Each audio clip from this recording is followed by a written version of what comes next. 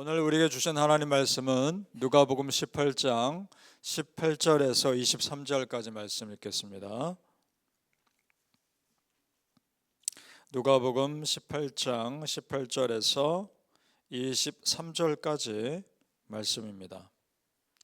신약성경 127페이지. 찾으신 줄 알고 우리 함께 읽겠습니다. 시작. 어떤 관리가 물어 이르되 선한 선생님이여 내가 무엇을 하여야 영생을 얻으리까? 예수께서 이르시되 네가 어찌하여 나를 선하다 일컫느냐? 하나님 한 분 외에는 선한 이가 없느니라.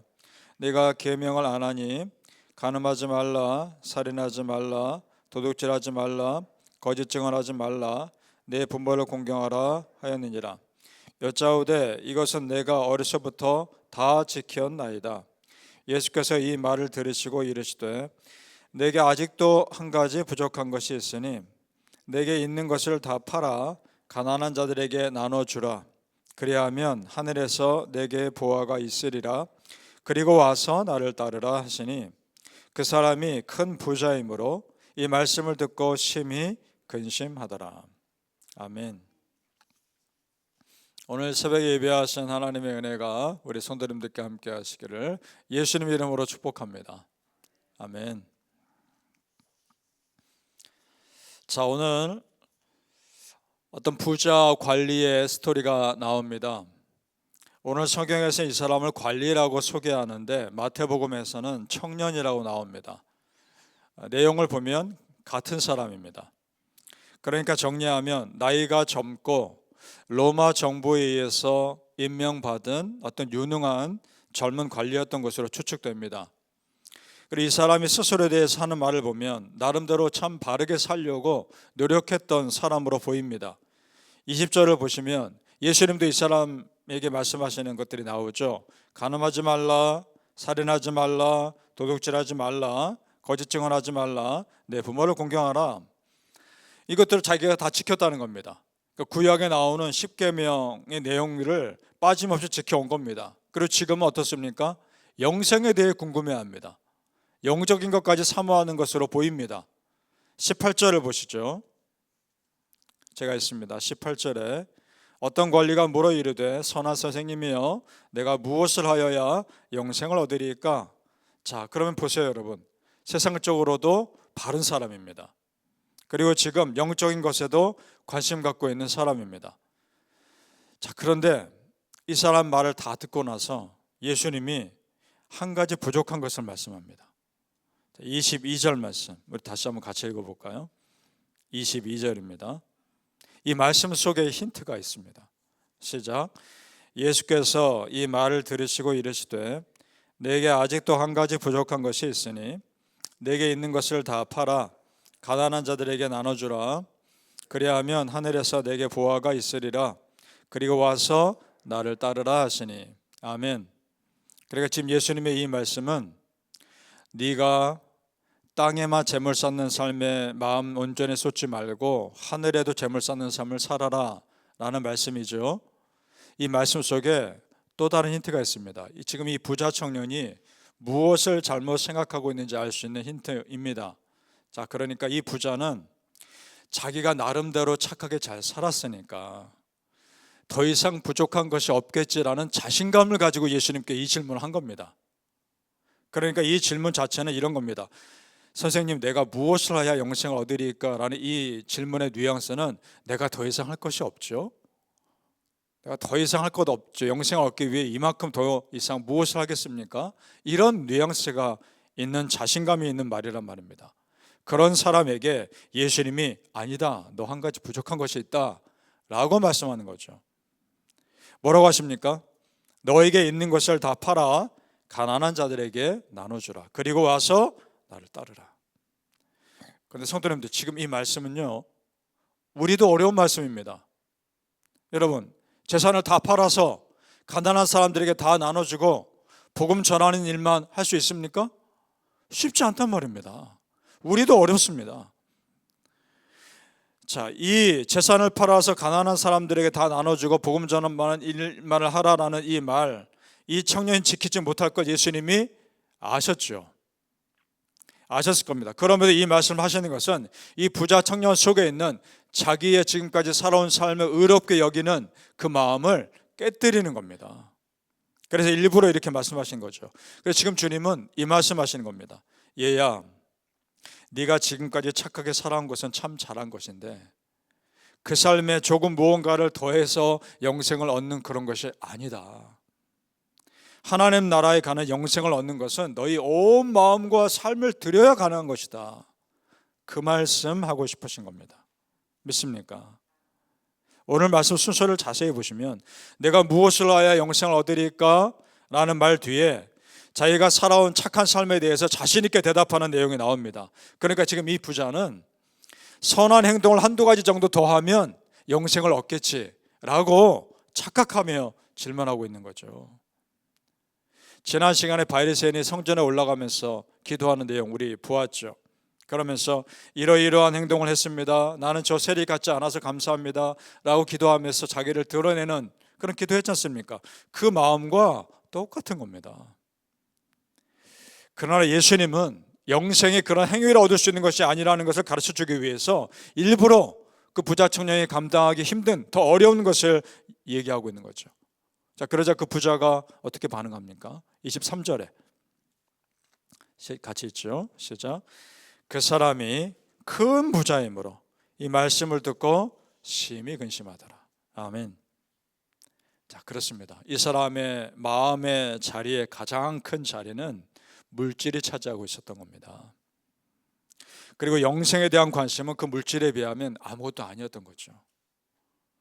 그러니까 실제로 영생에 대해서 아주 큰 관심이 있어서 예수님께 질문했다라기보다는 그의 가장 큰 관심은 우선 이 땅에서 잘 사는 것이었고 거기에 더해서 종교적인 어떤 만족감을 얻기 위해서 영생에 대해서 물어봤던 것으로 추측이 됩니다. 성도님들, 영원한 생명을 얻는 믿음은 이 땅에서 내가 내 마음대로 할 것 다 하고 살면서 나중에 추가하는 그런 정도의 것이 아닙니다. 영원한 생명을 얻는 믿음은 우리 크리스찬에게는 전부인 겁니다. 믿습니까? 우리 크리스찬에게는 그래서 재물 얻는 것이 목적이 될 수 없습니다. 그것은 하나님의 나라 영광을 위해 하나님을 더 잘 섬기는 통로일 뿐인 겁니다. 따라서 예수님 믿고 영원한 생명 얻는 것이 우리 크리스찬에게는 가장 우선순위인 줄 믿습니다. 바라기는 성도님들, 내가 부유하든지 가난하든지 상관없이 우리 삶의 우선순위가 하나님 잘 믿는 삶 되시기를 예수님의 이름으로 축복합니다. 아멘. 자, 예수님 말씀 듣고 이제부터 중요합니다. 근심하며 돌아간 이 젊은 부자를 보고 정말 안타까워하시며 예수님의 제자들이 하신 말씀입니다. 자, 예수님이 이 청년을 아끼지 않았으면 이런 말씀 안 하십니다. 이 청년의 영혼을 아끼셨기 때문에 나를 따르라고 하신 겁니다. 그런데 그 따르지를 못한 거죠. 그 사람이 예수님 뭐라 하시냐면 그 사람이 가지고 있는 많은 재물이 오히려 하나님께 나오는데 방해가 되더라. 그 말씀하십니다. 24절과 25절을 우리 읽겠습니다. 24절에서 25절 시작. 예수께서 그를 보시고 이르시되 재물이 있는 자는 하나님 나라에 들어가기가 얼마나 어려운지 낙타가 바늘귀로 들어가는 것이 부자가 하나님의 나라에 들어가는 것보다 쉬우니라 하시니. 아멘. 자, 이 말씀을 오해하지 말 것은 모든 부자가 하나님 나라에 들어가는 것이 어렵다 그 말씀이 아닙니다. 그런 기준으로 본다면 모든 가난한 사람이 하나님 나라에 들어가기 쉽다는 말도 되는 거 아닙니까? 그런 게 아니지 않습니까?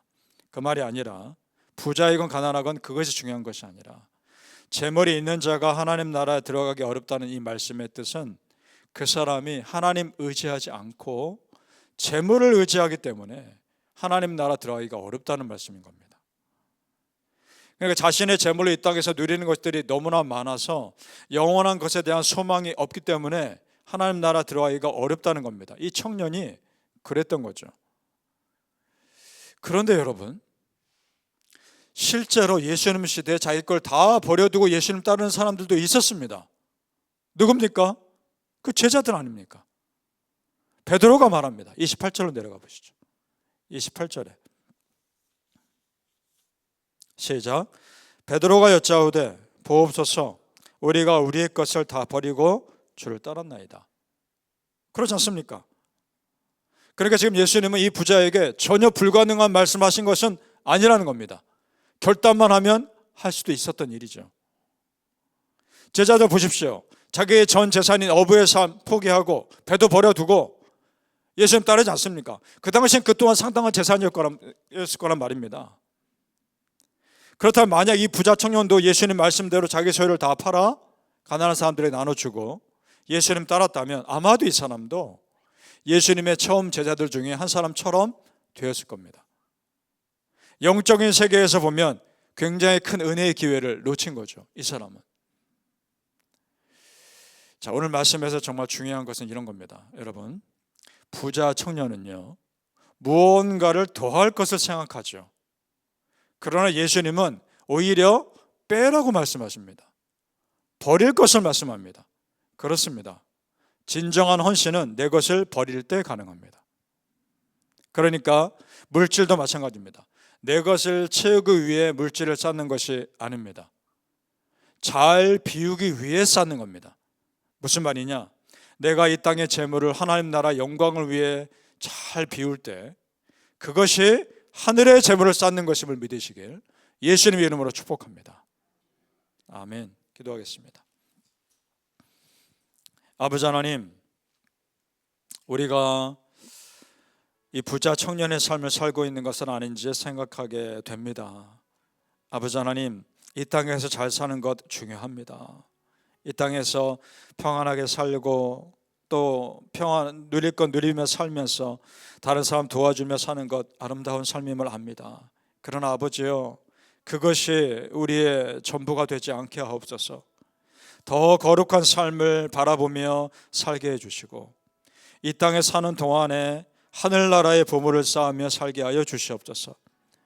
하나님께서, 예수님께서 이 청년에게 재물을 다른 사람 나눠주고 나를 따라 했을 때 근심하며 돌아간 그 청년의 모습을 보면서 아버지, 우리가 그런 삶 살지 않게 하시고 예수님께서 우리를 따르라 하셨을 때 기쁨으로 따라갈 수 있는 믿음의 삶을 살게 하여 주시옵소서. 내가 이 땅에서 재물 쌓는 것은 오히려 잘 비우기 위해 쌓는 것임을 알게 하시고 하나님 나라 영광을 위해 비우게 하시고 하나님의 이름을 높이기 위해 비우게 하시고 그것이 하늘에 재물 쌓는 것임을 믿게 하여 주시옵소서. 감사하며 예수님 이름으로 기도합나이다. 아멘.